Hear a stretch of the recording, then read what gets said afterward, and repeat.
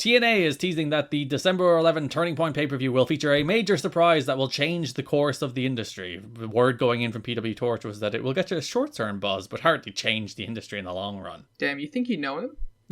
No, this actually, that is remarkably similar to the New Era stuff, isn't it? God, I didn't put that together even when I was putting together these notes. That's like, yeah, because they were like, this will change. Like, they specifically said change the face of TNA forever, I think is the way they phrased it on the pay-per-view. You're saying it would be a new era? Like, yeah, God, he really is Jacksonville Dixie, isn't he? The worm is turning, as they say. And like, Sting is cooler than Edge, so this is like it's more delivering on TNA than WWE or AEW. Did people like know it was Sting heading in? I think so. Actually, no. I think it took to the pay-per-view tease for it to be revealed to be Sting, because all these stories that talk about how Sting has signed a deal actually came out, I think, after the pay-per-view tease. So I think they managed to keep a lid on that one until the pay-per-view. Good on them. TNA has made Sting its biggest acquisition to date, at least in terms of price and recognition. The deal is rumored to be for a year, including all pay-per-views and many TV tapings. Sting was one of WCW's top stars during its last dozen years of existence, which is most of its existence. He never. I was gonna say, what an interesting way to phrase that. Yeah, during from 1989 to 2001, Sting was one of their top stars. In their biggest years. He never jumped to the WWF despite several opportunities. TNA marks the second promotion he'll ever work for regularly since becoming a national name. TNA teased for a week that management had a major announcement to make at Sunday's Turning Point. Although Sting didn't appear in person, at the end of the pay-per-view his pending arrival was signaled when the lights went out and they came back on while Jarrett and D'Amore were in the ring, and his signature jacket, baseball bat and boots were sitting in the middle of the ring while some scorpions... He retired. Yeah, he's done. While some scorpions appeared on the screen as well. JPEGs of scorpions. Yeah, single static JPEGs of scorpions. That's good production, baby. At the TV tapings 2 days later, it was announced that Sting would make his debut. He will be teaming with Christian to face Monty Brown and Jeff Jarrett at Final Resolution. Spoilers. That is a little bit of a spoiler, but I thought it's important to include here just for context. At the time, former TNA CEO Frank Dickerson, among other voices in management, tried to convince management to spend dollars elsewhere rather than investing in this former wrestler. However, with Dickerson no longer involved in the decision-making process, TNA forged ahead with signing Sting to a one-year contract. I hope Sting got him fired. That's his first act coming in. Get this guy out of here. So, Sting. One of the biggest signings in the company's history. With Gail Kim and Kurt Angle. Probably top 3. I mean, it's very important, to a lot of people from my age bracket. Sting is a TNA guy. So obviously made an impact. So, I don't know. I mean, what are we going to do? Criticize the Sting signing? Like a guy that would then be there for a decade? When you're looking at the market of available wrestlers right now outside WWE, there's Chris Jericho who's not going to go. There's Brock Lesnar who legally right now can't go. Then there's Sting and there's Goldberg.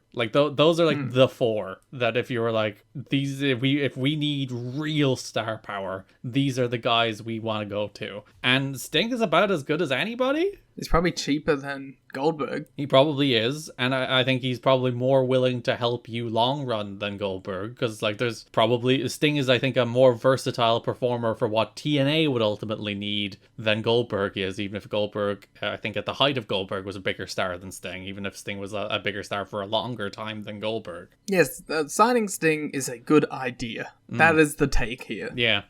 Adding Sting to your roster, thumbs up.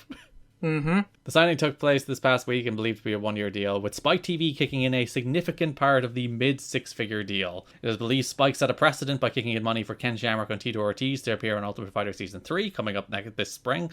It's not coming up this spring. The spring of 2006, the spring ahead of us where we are in the TNA timeline right now. Though I wouldn't be shocked if they did do a Tito Ortiz, Ken Shamrock 2023 season of Ultimate Fighter. I gotta get some people to watch those shows. There have been talks with Sting going back several months. Sting turns 47 in March and was one of the big stars in the 90s. There's been a lot of talk that match quality was an issue, but who gives a fuck, it's Sting. Also, Sting is actually pretty darn good, so there's also that. And then Dave points out they brought in Hall, they brought in DDP, they brought in Nash. They don't give a fuck once they can have some stars, and Sting is a bigger star than all those guys. Yeah, the rest of the roster will pick up the match stuff. And also Sting is still good. And Sting has the face paint, which means he can, even now in his 60s, get away without feeling too old. And like the full like get up. He really picked an aesthetic that was gonna lend himself to looking young. Yeah, because you watch Sting on AEW TV now, and you're not like, look at that old man. No, he still just looks like Sting. He's still Sting. It's Sting, as Tony Schiavone might say. He might and will and does. Often. I wonder, does Don West drop an It's Sting? We'll have to keep an eye out for that. He's a student of the game. At the end of the Turning Point pay-per-view, there is that tease where they're like, Sting is coming, and they do a fun thing where they like spent ages being like, could it be? Who could this Scorpion logo be? I thought they weren't even going to say the word Sting, but Mike Tenay does eventually be like, that's associated with Sting! That's a way wordier version of what Tony's catchphrase is. That's a logo associated with Sting! That'd be great. I hope that's what they do instead. So they are ramping up their star power naturally. Christian last month, Sting this month. It's the Adam Cole and Bryan Danielson of TNA. Which is the better 1-2 punch combo to sign? Christian and Sting, or Adam Cole and Bryan Danielson? The Cole Danielson one led to like the biggest run ever In the history of wrestling? For the company. TNA goes into a rapid period of 3 years of expansion after this. 4 years. Alright. What about Punk? Can I put Punk in there? No, he doesn't count. He burned out. It's probably in like the same amount of like time. Alright, who's who would we have to include? Punk is Rhino, I guess. Yeah, so it's Punk, Cole, Christian. Well, before then it was Christian. It's Punk, Cole, Danielson, and Christian, Rhino, and Sting. You got your indie dream guys versus your cool stars. I think I gotta give it to the AE dub on that one. Rhino will just gore Punk in half. Rhino should wrestle Danielson on Collision. Probably have a good match. Yeah, I mean, Danielson will get it out of anyone. Heavy shot at Rhino. It was intended. Wow.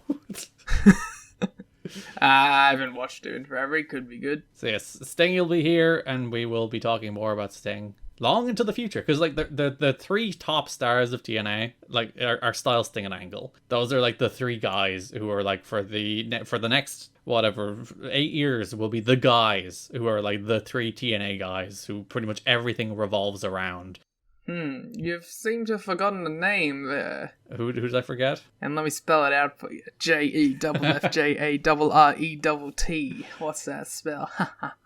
We only have one more year of this being the Jeff Jarrett company. Then it becomes like a company that has Jeff Jarrett in it. It's gonna be weird in a post-Jarrett world. A post-Jarrett planet. Like we always say, like you could argue that like Jarrett being the top guy until the likes of Sting and Christian and Angle came in makes sense. But also like he hoovered up so much of the oxygen during that period that he made sure there would be nobody else but him until guys like that came in. It's crazy how much this show is gonna fucking hit into overdrive once Angle comes in. Yeah. And is just a fucking maniac. You know, that's the thing. Like, 2005 has been good, but you know what? It hasn't been insane enough. It hasn't been crazy, that's true. And I'm ready for insanity. 2005 TNA has been too competent and coherently put together for your tastes. You know what? It was pleasant to have after the boring era, but I want TNA what it's known for, and that's pure insanity. You'll have to wait until September next year. Well, it's October. We're getting there. We only have about a year left of good TNA. And then we're in the, like, until, like, 2013, when is the next good year. And we do get, like, bits and bobs, because we're coming up on, like, obviously this month we start Alex Shelley at ringside with the paparazzi cam. That's like, there's the little beginnings of paparazzi productions this month, so there's some fun stuff We get going. to see him being a pervert around Sting soon, so that's great.